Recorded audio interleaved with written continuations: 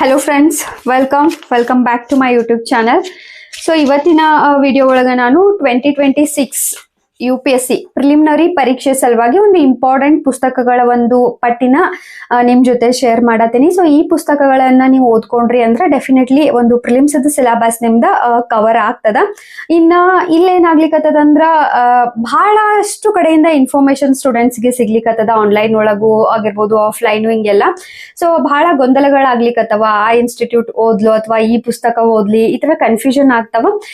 So ವಿದ್ಯಾರ್ಥಿಗಳು ದಾರಿ ತಪ್ಪೋ chances ಬಹಳ ಇರ್ತದ. ಸೊ ನಿಮ್ಮ ಸಮಯ 1 ವರ್ಷ 2 ವರ್ಷದೊಂದು ಎಫರ್ಟ್ ಹಾಕದಿರ್ತೀರಿ, ಒಂದು ಜಾಬ್ ಎಲ್ಲ ಬಿಟ್ಟು ಅಥವಾ ಏನೇನೋ ಸ್ಯಾಕ್ರಿಫೈಸ್ ಮಾಡಿ ಒಂದು ಕೆಲಸ ನೀವು ಮಾಡ್ತಿರ್ತೀರಿ, ಓದೋ ಕೆಲಸ, ಒಂದು ಗುರಿಯತ್ತ ಫೋಕಸ್ ಕೊಡ್ತಿರ್ತೀರಿ ಅಂದಾಗ ನಿಮ್ಮ ಪುಸ್ತಕಗಳನ್ನ ನಿಮಗ ಒಂದು ದೊಡ್ಡ ಆಯುಧ ಇದ್ದಂಗ. ಈಗ ಯಾವುದೇ ಒಂದು ಕೆಲಸ ಮಾಡುವಾಗ ಪ್ರತಿಯೊಂದಕ್ಕೂ ಅದರದೇ ಆದಂತ ಇಕ್ವಿಪ್ಮೆಂಟ್ಗಳು ಬೇಕಾಗ್ತಾವ ಒಂದು ಪ್ರತಿಯೊಂದು ಕೆಲ್ಸಕ್ಕ.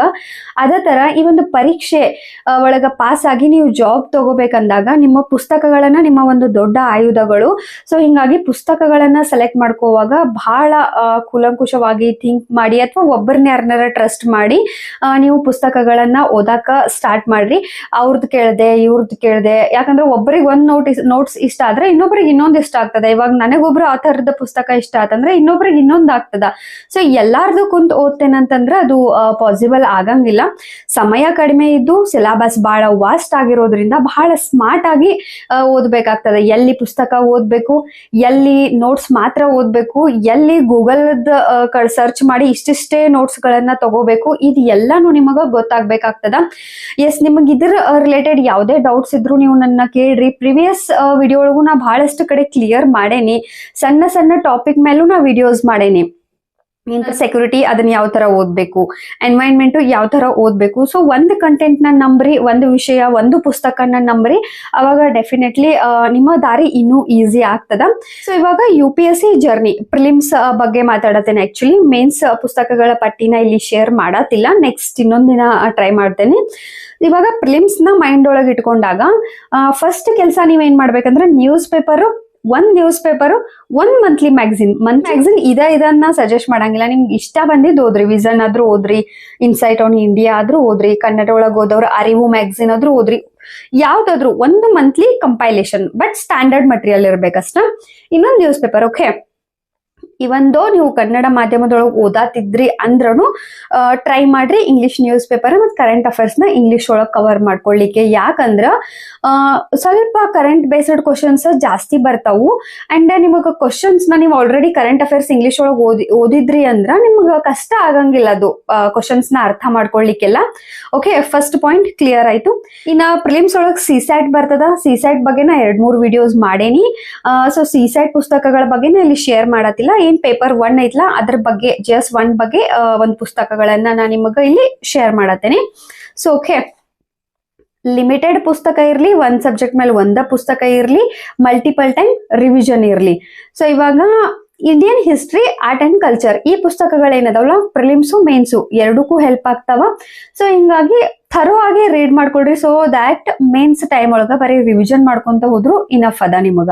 ಏನ್ಷಿಯಂಟ್ ಇಂಡಿಯನ್ ಹಿಸ್ಟ್ರಿ ಸಲುವಾಗಿ 9th ಸ್ಟ್ಯಾಂಡರ್ಡ್ದು NCERT RS Sharma old NCERT ಈ ಪುಸ್ತಕಗಳ ಪಬ್ಲಿಕೇಶನ್ ಇವಾಗ ಬಂದ್ ಆಗೈತಿ. ಬಟ್ ಸ್ಟಿಲ್ ನಿಮಗ ಅಮೆಝಾನ್ ಆಗಿರ್ಬೋದು ಈ ತರ ಆನ್ಲೈನ್ ಪ್ಲಾಟ್ಫಾರ್ಮ್ ಒಳಗ ಸಿಗ್ತಾವ, ಚೆಕ್ ಮಾಡ್ಕೊಳ್ರಿ. Ancient India 11th standard NCERT RS Sharma old NCERT. Medieval ಸಲುವಾಗಿ by Satish Chandra 11th standard NCERT, again ಇದು NCERT. ಇನ್ನು an introduction to Indian art part 1 11th NCERT, ಇಲ್ಲಿ ಆರ್ಟ್ ಅಂಡ್ ಕಲ್ಚರ್ ಕವರ್ ಆಗ್ತದ ನಿಮ್ದು. ದೆನ್ ಇನ್ನೊಂದು knowledge, tradition and practice of Indian art and culture ಬಗ್ಗೆ ಒಂದು NCERT ಬರ್ತದ 11th ಸ್ಟ್ಯಾಂಡರ್ಡ್.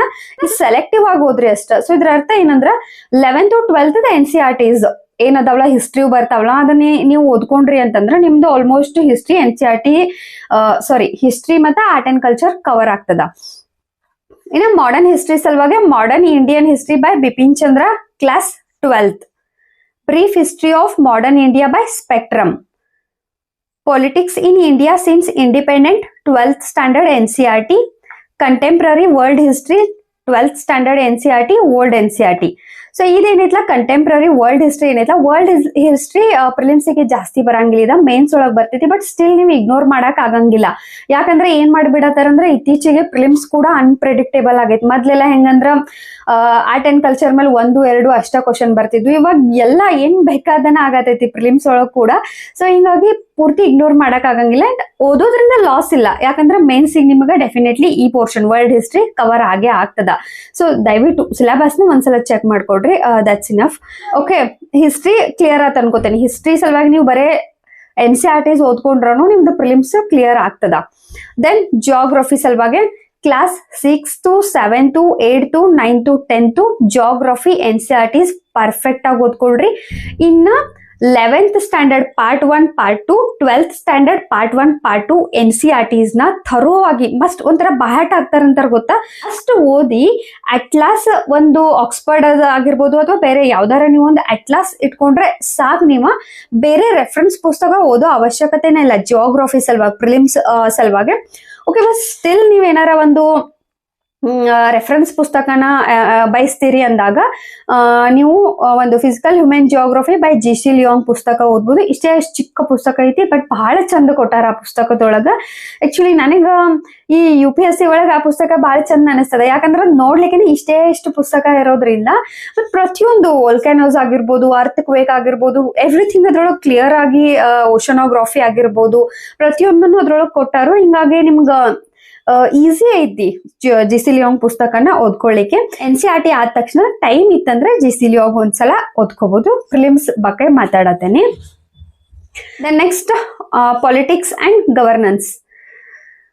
ಓಕೆ, ಪಾಲಿಟಿ ಸಲುವಾಗಿ ಹೇಳೋದಂತಂದ್ರ ಕ್ಲಾಸ್ 11th ದ NCERT ಪೊಲಿಟಿಕಲ್ ಸೈನ್ಸ್ ಮತ್ತೆ 12th ಸ್ಟ್ಯಾಂಡರ್ಡ್ ದ ಪೊಲಿಟಿಕಲ್ ಥಿಯರಿ 2 NCERT ಓದ್ಕೊಂಡ್ ಕಾಸ M ಲಕ್ಷ್ಮೀಕಾಂತ್ ಓದಿರ ಬೆಟರ್. ಟೈಮ್ ಇಲ್ಲ ಅನ್ನೋರ ಈ 2 NCERTs ನ ಸ್ಕಿಪ್ ಕೂಡ ಮಾಡ್ಬೋದು ನೀವು. ಎಸ್, UPSC ಹೆಂಗೈತೆ ಅಂದ್ರ ಇದು ನಿಮ್ಗೆ ಐಡಿಯಾ ಗೊತ್ತಿರ್ಬೇಕು, ಏನ್ ಸ್ಕಿಪ್ ಮಾಡ್ಬೇಕು ಏನ್ ಮಾಡ್ಬಾರ್ದು ಎಲ್ಲಾನು ನೀವು ಅರ್ಥ ಮಾಡ್ಕೊಂಡ್ರಿ ಅಂದ್ರ ನಿಮ್ಗೆ ಇವನ್ ಒಂದು ಲಿಮಿಟೆಡ್ ಸೋರ್ಸಸ್ ನ ಮಾಡ್ಕೋ ಒಂದು ವೇ ಗೊತ್ತಾಗ್ತದ. ಸೊ ಪಾಲಿಟಿ ಸಲುವಾಗಿ NCERTs ನ ಟೈಮ್ ಇಲ್ದೆ ಇದ್ದವರು ಸ್ಕಿಪ್ ಮಾಡಬಹುದು. ಯಾರ ಹತ್ರ ಟೈಮ್ ಅದ, ನೆಕ್ಸ್ಟ್ ಇನ್ನು ಒಂದ್ ಫುಲ್ ಇಯರ್ ಪ್ರಿಪೇರ್ ಆಗೋರು ಇರ್ತಾರೋ ಅಥವಾ ಡಿಗ್ರಿ ಜೊತೆ ಪ್ರಿಪೇರ್ ಆಗೋರು ಇರ್ತಾರೋ ಅಂತವ್ರು ನೀವು 11th 12th ಓದ್ಕೊಂಡು M Laxmikanth plus current affairs enough ಅದ. ಬಟ್ ಕರೆಂಟ್ ಅಫೇರ್ಸ್ ನ ಯಾವುದೇ ಕಾರಣಕ್ಕೂ ಇಗ್ನೋರ್ ಮಾಡ್ಬೇಡ್ರಿ. ಪ್ರತಿಯೊಂದು ಸಬ್ಜೆಕ್ಟ್ ಕರೆಂಟ್ ಅಫೇರ್ಸ್ ನ ನೀವು ಕವರ್ ಮಾಡ್ಕೊಂತ ಅಪ್ಡೇಟ್ ಮಾಡ್ಕೊಂತ ಹೋಗ್ಬೇಕಾಗ್ತದ. ಇನ್ನ ಸೈನ್ಸ್ ಅಂಡ್ ಟೆಕ್ನಾಲಜಿ ಸಲುವಾಗಿ ಯಾವುದೇ ಪುಸ್ತಕ ಓದೋ ಅವಶ್ಯಕತೆ ಇಲ್ಲ, ಜಸ್ಟ್ ಕರೆಂಟ್ ಅಫೇರ್ಸ್ ನ ಥರೋ ಆಗಿ ಮಾಡ್ಕೊಂಡ್ರೆ ಇನಫ್ ಅದ. ಇನ್ನ second ARC report notes summary ಇವೇನ್ ಬರ್ತಾವಲ್ಲ ಇವೆಲ್ಲ ಮೇನ್ಸಿಗೆ ಹೆಲ್ಪ್ ಆಗ್ತಾವ. ಆಕ್ಚುಲಿ ಕ್ವಶನ್ ಬರ್ತಿರ್ತಾವ ನನಗ ಸೆಕೆಂಡ್ ARC ರಿಪೋರ್ಟ್ ಒಳಗೆ ಯಾವ್ಯಾವ ಲೆಸನ್ ಓದ್ಬೇಕು, ಎಷ್ಟ್ ಇಂಪಾರ್ಟೆಂಟ್ ಅದ UPSCಗೆ ಅಂತ. ಎಸ್, ಡೆಫಿನೆಟ್ಲಿ ಬಹಳ ಇಂಪಾರ್ಟೆಂಟ್ ಅದ. ಎಲ್ಲಂದ್ರ ಮೇನ್ಸ್ ಒಳಗ ಈ ಏನ್ ಸೆಕೆಂಡ್ ARC ರಿಪೋರ್ಟ್ ಆಗಿರ್ಬೋದು, ಬಜೆಟ್ ಆಗಿರ್ಬೋದು, ಎಕನಾಮಿಕ್ ಸರ್ವೆ ಆಗಿರ್ಬೋದು, ಇವ್ರದ್ದೆಲ್ಲ ನೀವು ಅಲ್ಲಿ ಡೇಟಾ ಆಗಿರ್ಬೋದು ಅಥವಾ ಅಲ್ಲಿ ಒಂದಷ್ಟು ಮೆನ್ಷನ್ ಮಾಡಿದ ಕೋಡ್ಸ್ ಆಗಿರ್ಬೋದು ಅದನ್ನೆಲ್ಲ ಯೂಸ್ ಮಾಡ್ಕೊಂಡ ನೀವೇನಾರ ರ್ಯಾಂಕ್ಸ್ ಅಲ್ಲಿ ಏನೇನ್ ಬರ್ತಾವಲ್ಲ ಅದನ್ನ ಯೂಸ್ ಮಾಡ್ಕೊಂಡು ಮೇನ್ಸ್ ಒಳಗ ಆನ್ಸರ್ ಬರೆದ್ರ ನಿಮಗ ಜಾಸ್ತಿ ಅಂಕಗಳು ಬರ್ತಾವ. ಹಿಂಗಾಗಿ ಇವೆಲ್ಲ ಮೇನ್ಸಿಗೆ ಜಾಸ್ತಿ ಹೆಲ್ಪ್ ಆಗ್ತಾವ. Then next Indian society and social development again NCERTs 11th 12th standard 2 ಪುಸ್ತಕಗಳು ಪಾರ್ಟ್ 1 ಪಾರ್ಟ್ 2 ಅಂತ 4 ಪುಸ್ತಕಗಳು ಮುಗೀತು. ಎಕನಾಮಿ ಸಲುವಾಗಿ 9th 10th 11th 12th ಇಷ್ಟು NCERTs ನ ಓದ್ಕೋಬೇಕು. 12th ಒಳಗ ಮ್ಯಾಕ್ರೋ ಎಕನಾಮಿ ಓದ್ರಿ, ಮೈಕ್ರೋ ಎಕನಾಮಿನ ಓದಾಕ್ ಹೋಗ್ಬೇಡ್ರಿ, ಪೂರ್ತಿ ಸ್ಕಿಪ್ ಮಾಡ್ಬಿಡ್ರಿ, ಅದ್ರದ್ದು ಯೂಸ ಇಲ್ಲ ಆಕ್ಚುಲಿ.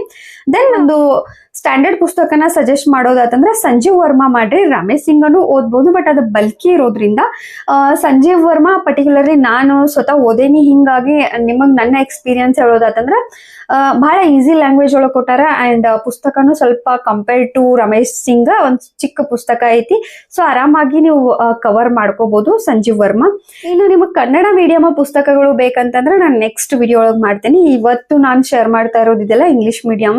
ಬಟ್ ಸ್ಟಿಲ್ ಅಗೇನ್ ಒಂದ್ ನಿಮಗೆ ಹೇಳೋದಂತಂದ್ರೆ NCERTs ಪುಸ್ತಕಗಳನ್ನ ಕನ್ನಡ ಬದಲು ಇಂಗ್ಲಿಷ್ ಒಳಗನ ಓದ್ಕೊಂಡ್ರೆ ಬೆಟರ್ ಇರ್ತದ. And must and should English ಒಳಗನ ಓದ್ರಿ, ನಿಮ್ಗೆ ಅರ್ಥನೂ ಆಗ್ತಾವ. ಬೇಸಿಕ್ ಇಂಗ್ಲಿಷ್ ಒಳಗೆ ಇರೋದ್ರಿಂದ ಡೆಫಿನೆಟ್ಲಿ ಅರ್ಥನೂ ಆಗ್ತಾವ. ಸೊ ಹಿಂಗಾಗಿ NCERTs ನ ನೀವ ಇಂಗ್ಲಿಷ್ ಮೀಡಿಯಂ ಒಳಗ ಓದ್ಕೊಳ್ರಿ. ಓಕೆ, ಇನ್ನ ಎಕನಾಮಿಕ್ಸ್ ಸಲುವಾಗಿ economic survey and budget. Again ಇಲ್ಲಿ ಪೂರ್ತಿಯಾದಂತ ಎಕನಾಮಿಕ್ ಸರ್ವೆ ಬಜೆಟ್ ಎಲ್ಲ ಮಾಡೋ ಅವಶ್ಯಕತೆ ಇಲ್ಲ.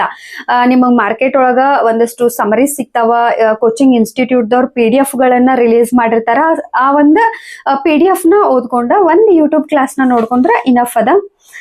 ದೆನ್ ಇಂಟರ್ನ್ಯಾಷನಲ್ ರಿಲೇಷನ್ ಸಲುವಾಗಿ ಅಗೇನ್ 12th ಸ್ಟ್ಯಾಂಡರ್ಡ್ NCERTs ನ ಓದ್ಕೊಳ್ರಿ, ಮುಗಿತದ. And newspaper. ಎನ್ವೈರನ್ಮೆಂಟ್ ಸಲುವಾಗಿ 12th ಸ್ಟ್ಯಾಂಡರ್ಡ್ ದ NCERT ಪುಸ್ತಕ, ಅದ್ರಾಗನು 13, 14, 15, 16 ಈ 4 ಚಾಪ್ಟರ್ ಓದ್ರಿ, ಮುಗೀತು. ಇನ್ನ ಶಂಕರ್ IAS ಪುಸ್ತಕ ಜೊತೆಗೆ ಕರೆಂಟ್ ಅಫೇರ್ಸ್. ಇಂಟರ್ನಲ್ ಸೆಕ್ಯೂರಿಟಿ ಆಗಿರ್ಬೋದು, ಡಿಸಾಸ್ಟರ್ ಮ್ಯಾನೇಜ್ಮೆಂಟ್, ಈ ಎಲ್ಲಾ ಪೋರ್ಷನ್ ನಿಮಗ ಜಾಸ್ತಿ ಮೇನ್ಸ್ ಒಳಗ್ ಬರ್ತದ. ಸೊ ಸ್ಟಿಲ್ ನಿಮಗ ಪ್ರಿಲಿಮ್ಸ್ ಸಲುವಾಗಿ ಬೇಕು ಅಂದಾಗ ಅದು ಕರೆಂಟ್ ಅಫೇರ್ಸ್ ಇಂದ ಆಲ್ಮೋಸ್ಟ್ ಕವರ್ ಆಗ್ತೈತಿ.